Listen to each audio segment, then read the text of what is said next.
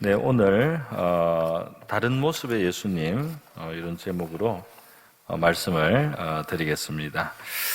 예수님은 부활하고 나셔서 제자들에게 40일 정도, 40일을 수시로 이제 나타나셨습니다. 주로 주일날, 주일에 해당되는 날, 안식 후 첫날을 자주 나타나셨고요. 고린도전서 15장에 의하면 12제자들에게만 나타나신 것이 아니고 어떤 경우에는 500명 정도가 같이 있을 때도 이제 나타나셨다, 그렇게 기록이 되어 있습니다. 500여 형제에게 일시에 보이셨다, 그렇게 기록을 하고 있습니다. 예수님께서 이 부활하셨을 때 그 십자가에 달리셨던 그 몸이 부활을 한 겁니다. 그래서 그 몸이 무덤 안에 있었는데 이제 그 무덤의 막았던 돌을 천사가 치워버렸어요. 그래서 치워버린 이유는 그게 비었다는 거, 부활하셔서 무덤에 계시지 않다는 것을 보이기 위한 것입니다. 예수님이 나오는 데는 돌이 막을 수가 없어요. 문을 다 닫고 제자들이 숨어 있을 때도 예수님께서 나타나셔서 바로 평안할지어다 하고 인사를 이제 하시고 했는데, 그래서 이 돌문이 닫혔다든지 문이 닫힌 것은 예수님이 통과하지 못하는데 아무 그 통과를 막을 수가 없습니다. 그런데 이제 비어 있다는 것을 보라고 그 무덤에 돌을 치워버린 거죠.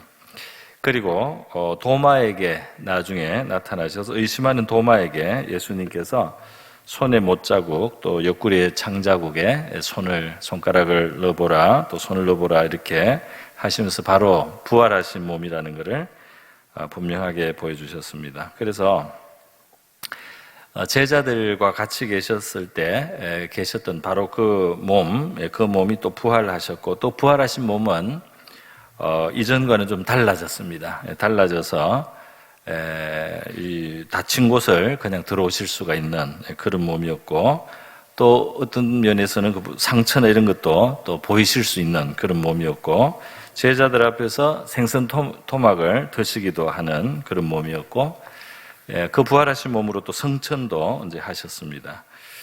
자, 그런데 우리가 이 예수님이 지난 주일날 바로 이제 설교인데요.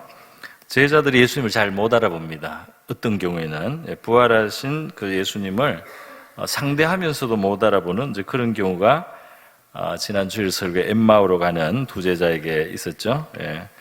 그래서 서로 이야기를 하고 하는데 예수님이 행인처럼 다가오셔서 그들과 동행을 하시는데 그들의 눈이 가리워서 그인 줄 알아보지 못했다, 이렇게 돼 있어요. 그래서 예수님하고 부활하신 예수님과 대화를 하고 또 가르침을 받고 막 이런 일이 일어납니다. 그런데 이제 나중에 보면은 눈이 그들이 예수님을 붙들고 그 머무는 곳에 이제 가서 음식을 함께 잡술 때 이제 떡을 떼시고 축사를 하시고 그들에게 주실 때 그들의 눈이 밝아져서 그인 줄을 알아보았다. 그리고 예수님인 줄 알아봤는데 예수님은 그들에게 보이지 아니하시는지라, 순식간에 이제 사라지셨다는 거죠. 그러니까 예수님의 이 부활하신 몸은 확실히 좀 특이한 몸이야. 그런데 우리가 엠마오 가는 제자가 아무리 눈이 어둡기로서니 그렇게 만나고 그동안 같이 지내왔던 그 예수님을 대화를 하면서 못 알아본다는 것은 우리의 상식적으로 좀 이해하기가 어렵습니다. 그런데 성경은 눈이 가리워서 그인 줄 알아보지 못했다, 그렇게 돼 있어요. 아무리 눈이 뭐 좀 어두웠거나 눈이 좀 뭐 초점이 안 맞았다고 치더라도 어떻게 예수님을 못 알아볼 수 있습니까? 그래서 우리의 결론은 부활하신 예수님의 그 모습이 그대로가 아니었다. 예수님은 그대로 나타나신 적도 있어요. 그 몸 그대로, 그러니까 다 알아볼 수 있게. 그 전에 12제자들과 같이 계셨을 때 모습으로 그대로 나타나신 적도 있고, 조금 다른 모습으로 나타나시기도 한 것 같습니다. 오늘 본문도 이제 그걸 설명해 드리겠습니다.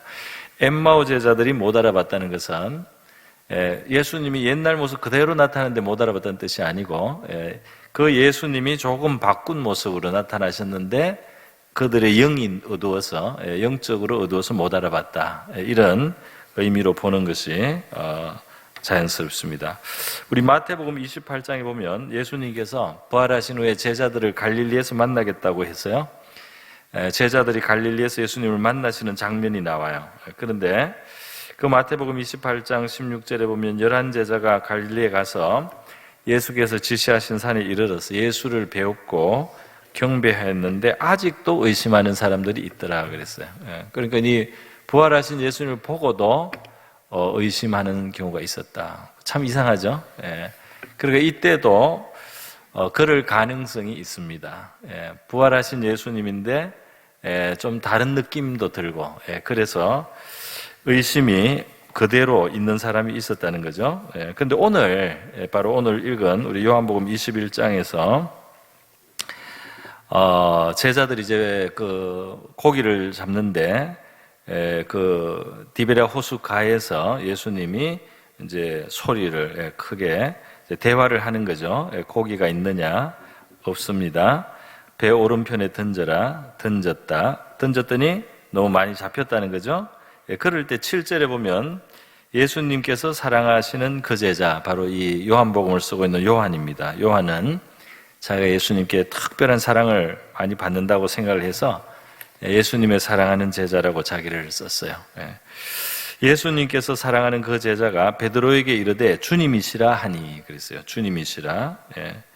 그러니까 요한은 눈치를 챈 거죠. 이렇게 배 오른편에 던져라 해서 던졌더니 물고기가 그렇게 크게 잡히는 그 일이 일어난 걸로 봐서 저 말을 저 호숫가에서 한 분은 주님이라는 거잖아요. 그죠? 그런데 이게 더 자세한 내용이 있습니다. 8절에 보면 육지에서 거리가 불과 한 50칸쯤 댐으로 그렇게 돼 있죠. 50칸하고 밑에 각 줄을 보면은 200규빗이라고 돼 있어요. 그래서 이걸 간단히 계산하면 한 규빗을 0.5m 정도로 잡으면 됩니다. 그러면 200규빗은 한 100m 되겠죠. 그러니까 이 호수 저쪽에 100m 정도 떨어진 이제 그런 거리입니다. 그러니까 소리는 호수가 잔잔해서 들렸나 봐요. 100m 큰 소리로 이렇게 말을 하면 그게 들렸나 봅니다. 갈릴리 호수가 확 잔잔하니까. 그래서 그 이제 100m인데 근데 사람 알아보기는 좀 어렵겠죠. 얼굴까지. 그러니까 이제 알아볼 수는 없지만은 사도 요한은 그 기적이 일어나는 것을 보고 바로 주님이시다 이렇게 한 거예요. 주님이시다. 그랬더니 베드로가 황송하니까 가만히 있지를 못하고 빨리 가서 영접을 해야 되니까 오히려 옷을 걸치고, 이것도 예의죠. 그리고 바다에 뛰어들어서 배보다 빨리 헤엄쳐서 가려고 바다에 뛰어들었다 그랬습니다. 그리고 이제 그물을 끌고 또 왔어요. 그런데 이제 호숫가에 왔습니다. 가까이 이제 온 거죠. 호숫가에 왔는데 이때는 날이 새어갈 때라 하니까 이제 밝아오기 시작하는 거니까요. 빛이 있습니다. 그런데 육지에 올라가 보니까 숯불이 있는데 그 위에 생선이 놓였고 떡도 있더라 그랬어요. 성지순례 가면 그런 데다가 교회 예배당을 지어놨습니다. 여기 옛날에 그 예수님이 숯불을 구웠던 곳이다 이렇게 뭐 정확한지는 알 수 없어요. 그런 이제 전통 속에서 그렇게 알려져서 거기에 예배당을 지어서 이제 예배당 건물 안에 보면 이렇게 바위가 울퉁불퉁한 데가 있고 거기에 이렇게 좀 거슬린 것 같은 돌도 있고 좀 그렇습니다. 어쨌든 그 숯불에 예수님이 생선도 굽고 또 떡도 있는데 예수님이 아주 자연스럽게 이 제자들하고 이제 가까우게 하시기 위해서 지금 잡은 생선을 좀 가져오라 그랬어요. 사실은 벌써 이 준비를 하시는 것이 이 떡이라든지 이 생선을 이미 구워 놓은 게 있는 거예요. 그러니까 예수님이 하려고만 하면 이 제자들의 고기가 필요 없죠. 예수님이 더 충분히 많이 미리 해놓을 수 있죠. 천사들이 다 준비하면 되니까. 그런데 예수님은 굉장히 자연스럽게 이 제자들에게 마치 부족한 듯이 청을 하시는 겁니다. 오늘날 우리의 삶 속에 주님이 우리에게 마치 주님이 필요한 것처럼 우리에게 무엇을 청하거나 요청하실 때 주님이 우리와 가까워지고 싶다는 사실을 우리가 생각하면 좋을 것 같습니다. 주님에게 정말 우리께 필요한 게 아니지. 주님께 뭐가 필요해? 주님이 하려면 주님 혼자 다 하시지. 그런데 우리에게 마치 우리가 필요한 것, 주님이 필요한 것처럼 우리에게 뭘 좀 가져오라. 근데 이게 가져오는 것도 주님이 잡게 한 거예요. 주님이 잡게 한 거니까 가져올 게 있는 거예요. 우리도 주님하고 이런 관계가 지금도 우리가 살아가고 있는 줄 믿습니다. 어쨌든 예수님이 그 가져오라고 해가지고 이제 가져갑니다. 그래서 물고기를 셌더니 153마리고요. 그렇게 많이 잡았는데 또 기적적으로 그물은 안 찢어지는 것도 기적이에요. 이런데 12절이 굉장히 특이한 구절입니다. 이제 12절을 우리가 좀 관심을 가지고 보겠습니다. 예수께서 이르시되 와서 조반을 먹으라 하시니 제자들이 주님이신 줄 아는 거로 당신이 누구냐 감히 묻는 자가 없더라. 이상한 말씀이지 않습니까? 그죠? 그러니까 벌써 요한은 배에서 눈치를 챘어요. 저 바다 호수 100m 안에서 시작할 때 고기가 잡히는 거 보고 벌써 알아차렸고, 끌고 나와서 보니까 뭐 숯불을 피워놓고 이 식사 준비를 하신 굉장히 친절한 분인데요. 친절한 분인데 제자들이 주님이신 줄 아는 거로 당신이 누구냐 감히 묻는 자가 없더라. 마치 당신이 누구냐고 묻는 게 자연스러운 것 같이 당신이 누구십니까? 라고 물어야 되는데 지금 안 묻는 것처럼 그렇게 지금 써놨습니다. 그죠? 누구십니까? 누구신데 이렇게 고기를 잡게 하고 누구신데 이렇게 조반을 준비해 주시고 누구십니까? 이렇게 물어야지 마땅한 것처럼 그 계신 분의 모습은 사실 이전 예수님의 모습이 아닌 거죠. 이전 예수님의 모습이 아닌 겁니다. 다른 모습인 거예요.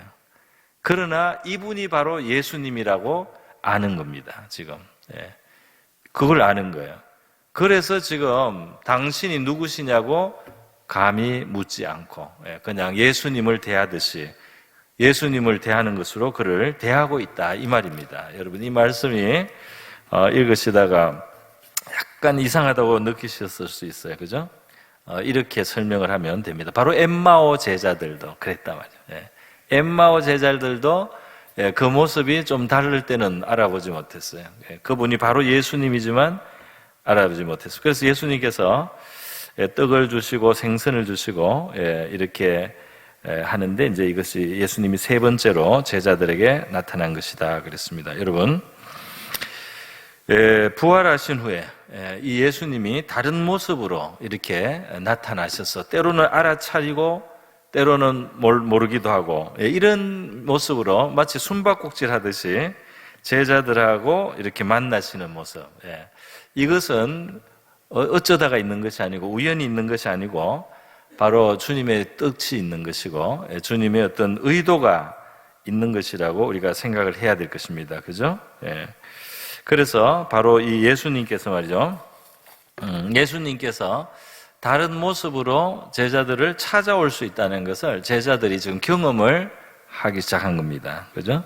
예수님은 늘 옛날에 우리가 만났던 그 모습만이 아니고 다른 모습으로 우리를 찾아오실 수 있다. 그걸 제자들이 지금 경험을 이제 하는 것이에요. 하는 거예요. 예수님이 결국은 다른 모습으로 찾아오시죠. 나중에는 성령이 임하실 때 바로 예수님이 오시는 것이기도 합니다만은 예수님이 다른 모습으로 올 수 있다는 이 사실을 이렇게 남겼어요. 성경에. 오늘 요한복음을 뒤로 보면요.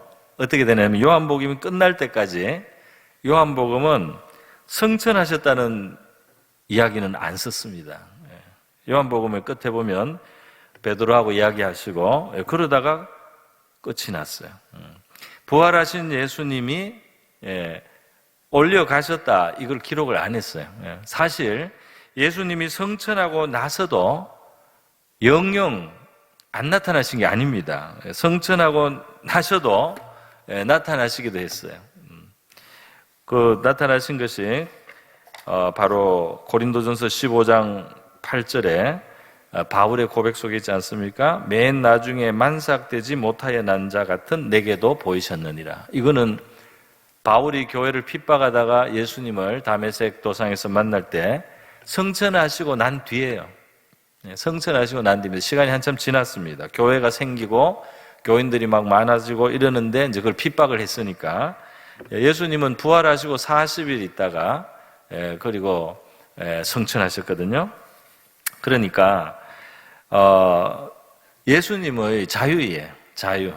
예수님은 성천하여 올라가셨지만 만약에 자기를 나타내시려면 나타내실 수 있다 이 말이에요. 그래서 이 바울에게는 나타나셨습니다. 예수님이 나타나요. 그래서 오늘 요한복음 또 마태복음도 마찬가지예요. 복음서 4개 중에 2개는 이 성천하신 이야기를 생략을 했어요. 기록을 안 했어요. 성천을 안 믿은 것이 아니고 부활하신 예수님이 우리들 가운데 살아계시다는 것을 강조하고 싶었던 겁니다. 성천하셨어도 또 같이 계시는 거가 되는 거예요. 그래서 아예 성천을 생략을 했어요. 부활하신 예수님이 아예 늘 그냥 여기 계신 것처럼 부활하시고 나서 때때로 제자들을 찾아오시듯이 예수님이 때때로 우리 가운데 계시다가 찾아오시는 분처럼 그렇게 예수님에 대해서 묘사를 했다 이 말입니다. 마태복음과 요한복음에서. 마가복음과 누가복음에서는 예수님이 성천한 것까지 기록을 했어요. 자, 그래서 예수님이 마치 성천을 안 하고 부활하신 이후에 이 우리가 있는 곳에 계시면서 때로 필요하면 모습을 나타내시고 예수님의 그 옛날 모습 그대로든지 아니면 또 다른 사람의 모습으로 우리 가운데 찾아오실 수 있는 분이다. 이런 그 여지를 남기면서 복음서가 마무리됐다 이 말입니다. 그런데 여러분 이러한 복음서의 그 기록은 우리에게 생각하게 하는 게 있어요. 그게 뭐냐면 예수님께서 마태복음 25장에서 이제 우리에게 어떻게 그 마지막에 심판의 날에 하나님 앞에 어떻게 우리가 설 것이냐 하는 것을 말씀을 하시는데요. 거기에 보면 이런 내용이 있지 않습니까? 뭐라고 돼 있느냐 하면은 인자가 나중에 자기 영광으로 올 때 이 양과 염소를 나눈다는 거잖아요. 양과 염소를. 그런데 이 양을 오른편에 염소를 왼편에 세우고 이 양에 해당되는 사람들이죠. 양에 해당되는 사람들에게 복받을 자들이여 하면서 이제 이 천국을 상속받아라 그러면서 내가 줄일 때 먹을 걸 주고 목마를 때 마시게 하고 나그네 되었을 때 영접했다. 벗었을 때 옷을 입혔고 병들었을 때 돌보고 옥에 갇혔을 때 와서 보았다. 그랬더니 이 사람들이 대답을 하기를 주여 우리가 언제 주의 줄이신 것을 보고 공개하였고 목마르신 것을 보고 마시겠습니까? 그랬더니 우리가 언제 주님이 나그네 됐을 때 영접하고 벗은 것을 보고 옷을 입혔습니까? 언제 병든 것이나 옥에 갇힌 것을 가서 우리가 뵀습니까? 이렇게 했더니 임금이 대답하여 이제 예수님이 왕으로 오신다는 거죠.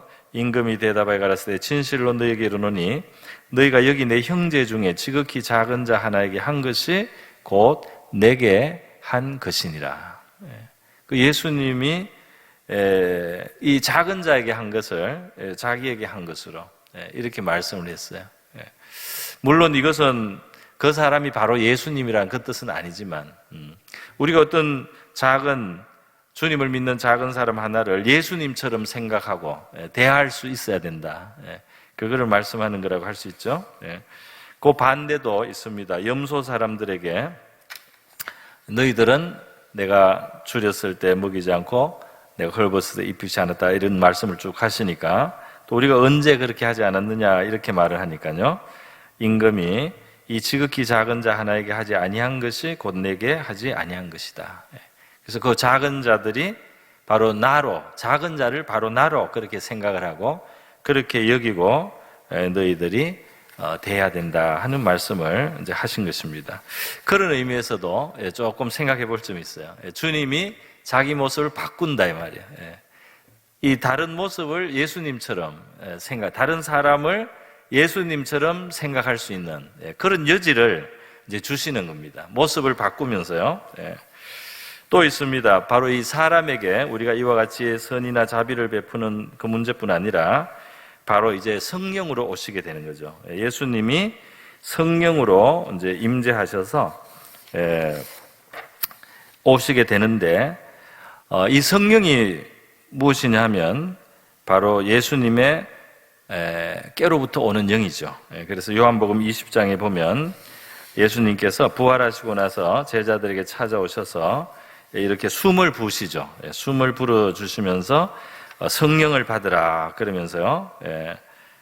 그렇게 말씀합니다. 요한복음 20장에 보면 저녁에 안식일 첫날 저녁에 예수님께서 제자들에게 왔는데 제자들 문을 다 닫고 있는데 예수님이 가운데 오셔서 평강이 있을지어다 하고 손과 옆구리를 보이셨어요. 바로 그 예수님입니다.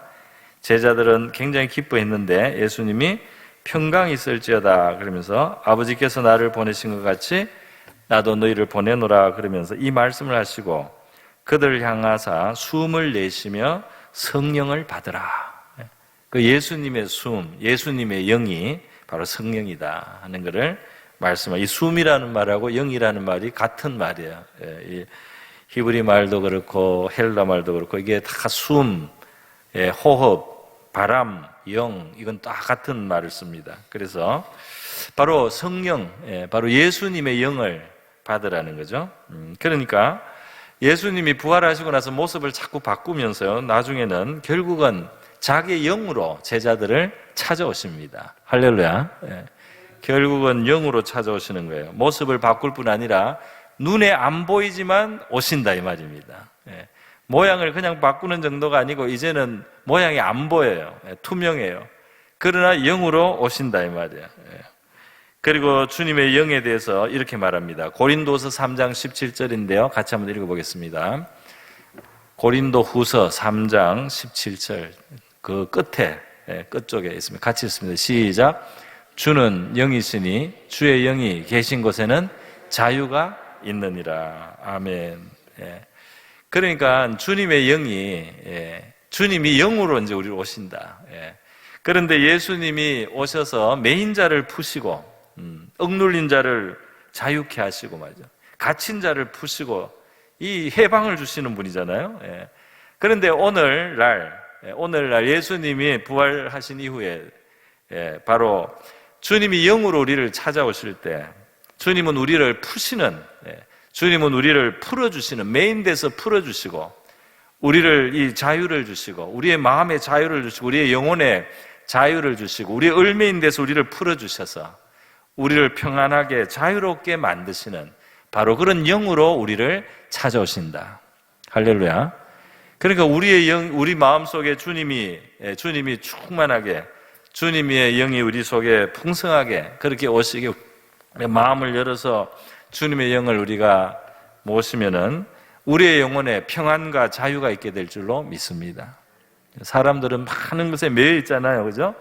염려와 근심에도 매여 있고 미움에도 매여 있고 분노에도 매여 있고 여러 가지 매여 있어요. 너무 자기 허영에도 매여 있고 뭐 얼마나 많은 게 매여 있고 그러니까 평안하지가 않아요.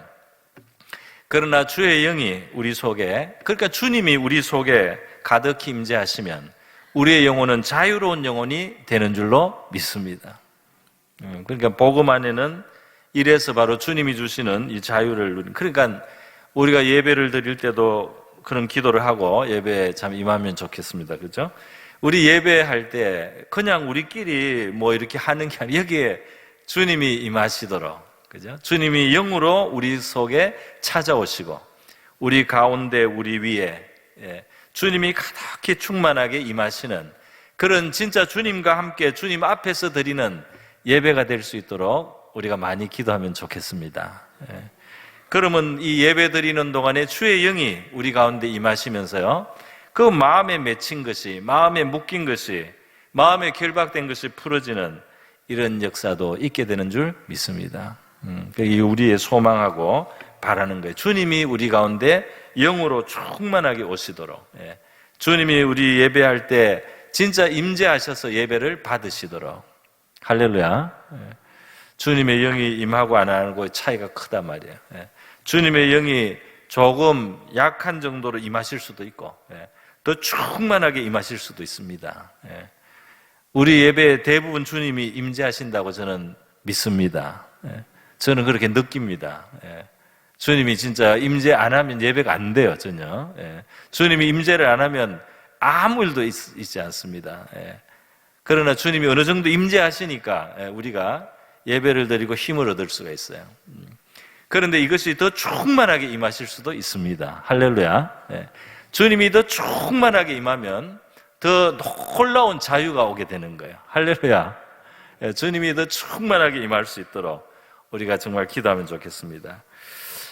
자, 여러분, 이렇게 그 주님의 임재, 눈에 보이지 않지만 바로 주님의 임재가 있어요. 그리고 심지어는 바로 이 주님은 예배 때 임하는 정도가 아니고 바로 우리에게 찾아오셔서 우리의 영혼 속에도 임재하시잖아요. 그죠?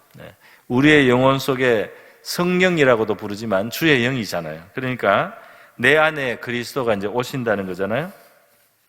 갈라디아서 2장 20절, 아무리 우리가 많이 읽어도 지나치지 않습니다. 같이 한번 읽습니다. 시작. 내가 그리스도와 함께 십자가에 못 박혔나니 그런즉 이제는 내가 사는 것이 아니요 오직 내 안에 그리스도께서 사시는 것이라. 이제 내가 육체 가운데 사는 것은 나를 사랑하사 나를 위하여 자기 자신을 버리신 하나님의 아들을 믿는 믿음 안에서 사는 것이라. 내가 이 하나님의 아들, 나를 위해서 십자가에서 자기를 버리신 그 하나님의 아들을 내가 믿습니다. 그리고 살아요. 그러면 그 아들을 우리가 영접을 하고 그 아들의 뜻을 존중하죠. 그 아들의 뜻을 따르려고 하죠.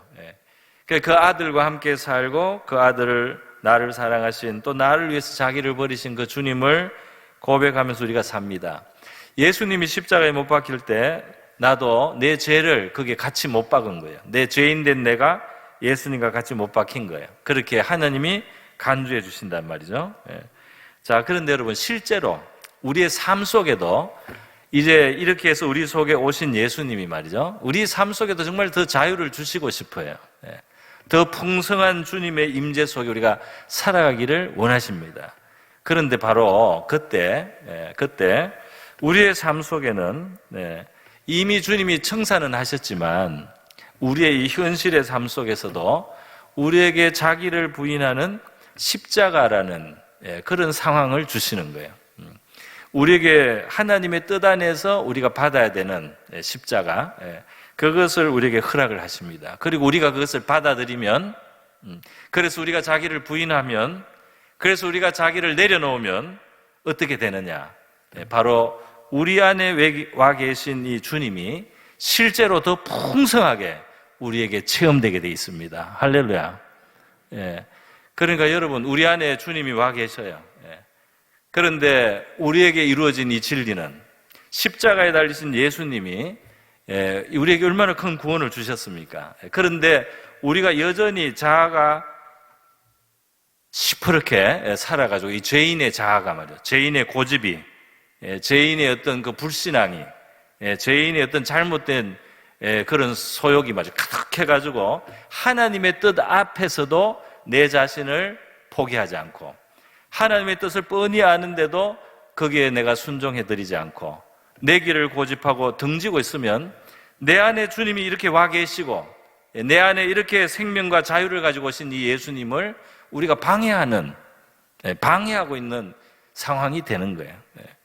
그렇기 때문에 주님께서는 우리에게 와 계신 바로 주님의 자유와 또 평안과 생명의 풍성을 우리에게 누리게 하기 위해서 우리에게 이걸 방해하고 있는 이 껍데기를 벗기는 거예요. 우리 죄인의 껍데기, 죄인의 이 갑옷을 벗기는 겁니다. 그게 뭐냐면 십자가를 지고 우리를 내려놓고 하나님의 뜻 앞에서 우리가 굴복을 하고 하나님의 뜻 앞에서 우리를 내려놓고 자기 십자가를 지고 주님을 따라가는 거예요. 순종을 한다 이 말입니다. 순종하기 위해서 내가 내려놓거나 포기하는 것을 받아들인다 이 말이에요. 할렐루야. 그러면 우리 죄인의 껍데기가 벗겨지고요, 우리 안에 와 계신 예수 그리스도가 풍성하게, 그 자유가 풍성하게 흘러가고 우리 안에 와 계신 이 예수님의 능력도, 예수님의 역사가 우리를 통해서 흘러나가게 되는 줄 믿습니다. 그래서 이것을 바로 내가 믿음으로 이렇게 사는 삶, 믿음에 일치하는 삶은 주님께 순종하는 삶이에요. 믿음에 일치하는 삶은 순종하고 나를 부인하는 삶이에요. 그렇게 살면은 바로 주님이 내 안에 사시는 것처럼, 정말 사시는 것답게 자유케 하시는 그 주님이 나를 통해서 살아계시고 역사하시게 되는 줄로 믿습니다. 그래서 여러분, 이렇게 부활하신 예수님은 우리 안에 이와 같이 자기를 나타내시기를 원하신다는 겁니다.